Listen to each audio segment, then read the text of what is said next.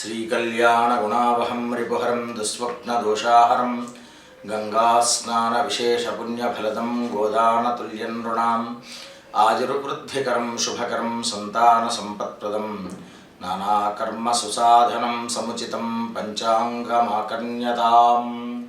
ధనస్సు రాశి, ఈ రాశి వారికి మెరుగైనటువంటి కాలంగానే ఉన్నది. మీరు చంద్రునికి ప్రతినిత్యము ఎంత బాగా ఆరాధించుకుంటూ ఉంటే మీకు సకల విధాలైనటువంటి పనులు అనేటువంటివి పరిపూర్తి జరుగుతూ ఉంటుంది.